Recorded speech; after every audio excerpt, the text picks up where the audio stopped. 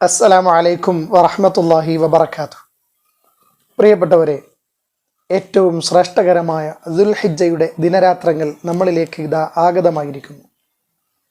ദുൽഹിജ്ജയുടെ ആദ്യത്തെ 10 ദിനരാത്രങ്ങൾക്ക് പ്രത്യേകമായി ശ്രേഷ്ഠതകളുണ്ട് എന്ന് മുത്തായ തങ്ങൾ പഠിപ്പിച്ചിട്ടുണ്ട്.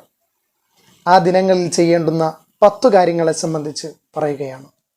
അതിലൊന്നാമത്തേത്, എല്ലാ ദിവസവും സൂറത്തുൽ ഫജ്ർ ഓതുക. രണ്ടാമത്തേത്, മൃഗങ്ങളെ കാണുമ്പോൾ തക്ബീർ ചൊല്ലുക. ഏറ്റവും കുറഞ്ഞത് അല്ലാഹു അക്ബർ എന്നെങ്കിലും പറയുക. മൂന്നാമത്തേത്, ആദ്യത്തെ 9 ദിവസങ്ങളിൽ നോമ്പനുഷ്ഠിക്കുക.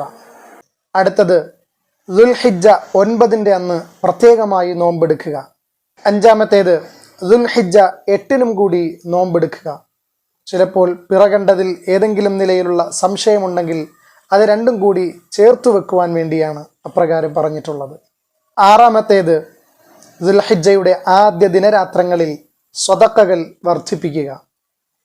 ഏഴാമത്തേത്, ബലിമൃഗത്തെ അറുക്കുന്നവരുണ്ടെങ്കിൽ ദുൽഹിജ്ജ് 1 മുതൽ ബലി അറുക്കുന്നത് വരെ അവരുടെ മുടി, നഖം, രക്തം പോലെയുള്ള ശരീരത്തിൽ നിന്നും നീക്കപ്പെടേണ്ടുന്ന കാര്യങ്ങൾ നീക്കാതിരിക്കലും പ്രത്യേകമായ സുന്നത്തുണ്ട്.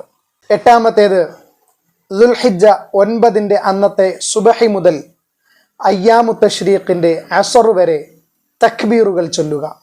9-ാമത്തേത്, പെരുന്നാൾ ദിവസം ധാരാളമായി തക്ബീറു ചൊല്ലുക.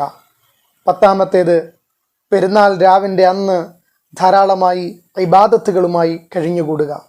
ഈ 10 ദിനരാത്രങ്ങൾ ഭൂമിയിലെ ഏറ്റവും ശ്രേഷ്ഠകരമായ പകലുകളാണെന്ന് സയ്യിദുനാ റസൂലുള്ളാഹി സ്വല്ലല്ലാഹു അലൈഹി വസല്ലമ തങ്ങൾ നമ്മളെ പഠിപ്പിച്ചിട്ടുണ്ട്. ഇബാദത്തുകൾ കൊണ്ട് ധന്യമാക്കി ഈ ദിവസങ്ങളെയും നമുക്ക് അനുകൂലമാക്കി നാളെ സ്വർഗത്തിൽ പ്രവേശിക്കാൻ പര്യാപ്തമായ ദിനങ്ങളാക്കി തീർക്കുവാൻ നാഥൻ തുണ തരട്ടെ. ആമീൻ. അസ്സലാമു അലൈക്കും വറഹ്മത്തുള്ളാഹി വബറകാതുഹു.